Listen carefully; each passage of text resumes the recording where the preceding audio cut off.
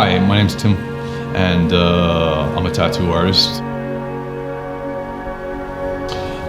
It's basically the love of my life. I get so much comfort and joy and creativity out of it. But at 17, I was convicted for murder.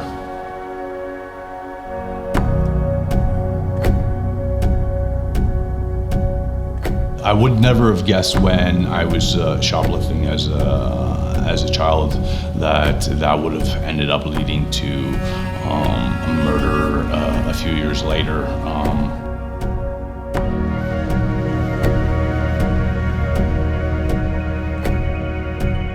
So you've been afforded with a second chance.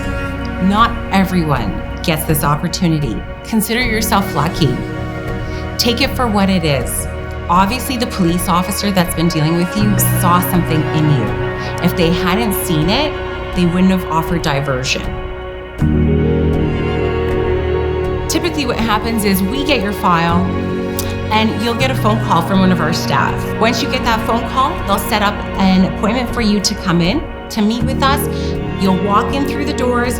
You're going to see the walls that you see behind me. It's super bright. We like to keep things pretty chill in here. You'll come into a welcoming environment. We don't judge you based on your mistakes. At the end of the day, I always say we all make mistakes. Some of us bigger than others. Some of us have been caught, others have not yet, maybe. But regardless, none of us are perfect, and we're definitely not going to judge you based on the worst thing that you've ever done. So I know what you're thinking. You're probably thinking, what do you know about my life? Or what do you know about what I'm going through right now? And I'll tell you that I actually know more than you think.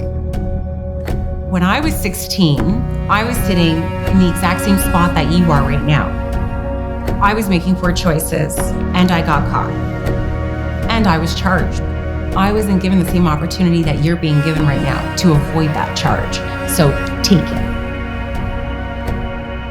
So you might be thinking, that whatever you're here for, whatever the police have you in for, is not really that big of a deal. And maybe you're right.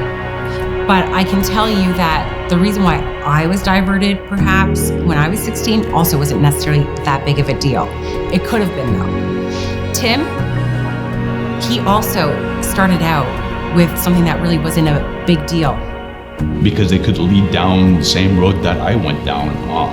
And it cost me 30 years in prison. You have an option now to walk away. You have an option to turn around and receive help. You don't need to go down a road where everything is taken away, your freedom.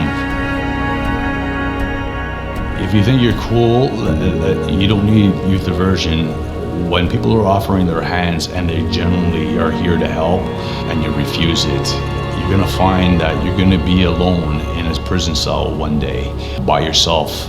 I spent 3.5 years in segregation by myself with very little human contact. And those are times that I wish that somebody would extend their hand. Do not lose this opportunity where somebody is trying to help you. While I was in, yes, I was facing a life sentence and I've done 30 years, but I took the things that I had learned from the bad and I turned it into good to give back, to help people. This is one of the reasons why I'm sitting here with you today, because I never had anyone there for me. I don't want you going down the same road as I did. It's a lonely place and I'm out here and I've been out a year now, but I'm still struggling to find my way in society. I've been out of it so long. This is not a life for someone. You have an opportunity to save yourself, save your future.